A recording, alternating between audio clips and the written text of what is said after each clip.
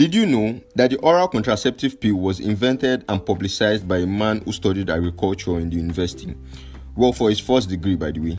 And although a chemist from Mexico named Carl Ingessi created a contraceptive pill a little bit earlier by synthesizing hormones from Mexican yam, but unfortunately he wasn't equipped enough to test, produce, and distribute it to the world. Too bad. Hi there, welcome to another mental updating, heartwarming, goal driving, and so on and so forth episode of history's most influential humans podcast with yours truly, Damilare Mapa.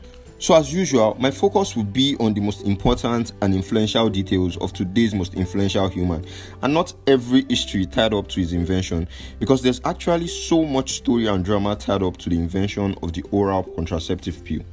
So the man who invented and publicized the first widely known combined oral contraceptive pill, Gregory Goodwin Pincus, was born in Woodbine, New Jersey, as the son of a teacher and the editor of a farm journal.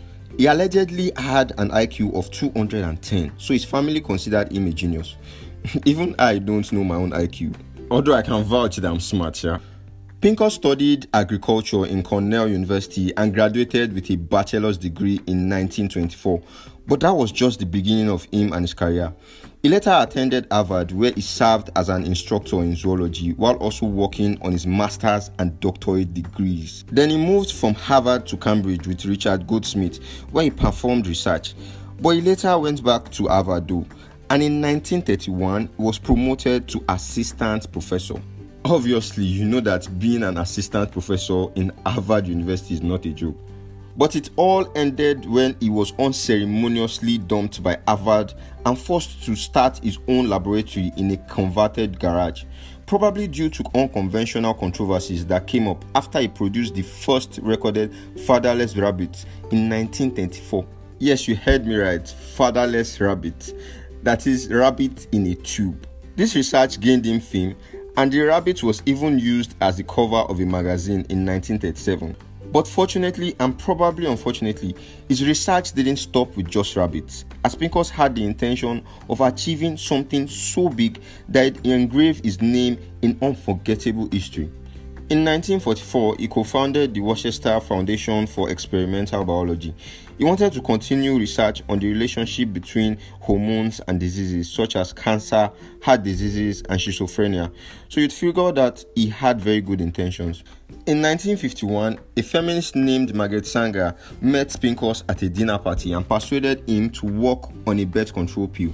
He agreed as the project seemed fit for his line of research and was risky enough to grant his undying wish of exceptional impact. Although his motivator, Margaret Sanger, was said to have a contrary intention of relieving women who were living in poverty and endured unwanted pregnancies and numerous children.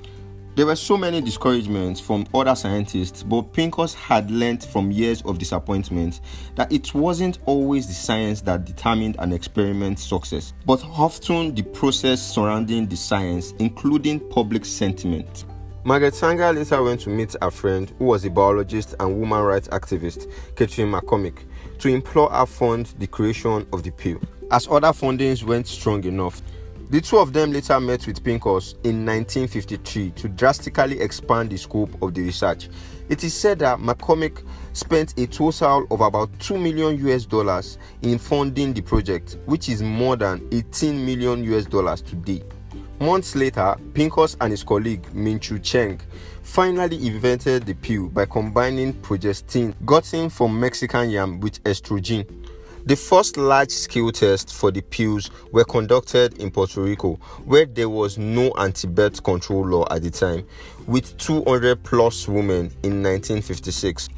After the recorded success testing 50 women under a Catholic doctor named John Rock in Massachusetts, USA, the pill was deemed effective but with some serious side effects.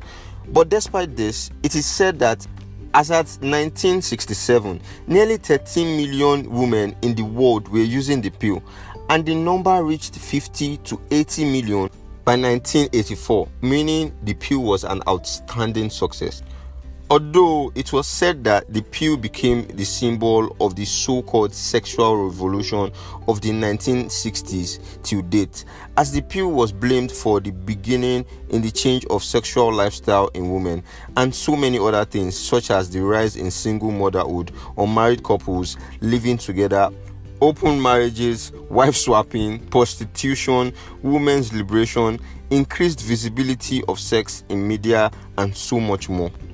Well, this is to some extent true, but the main thing to note is that those who pushed the invention of the pill had contrary and positive intentions.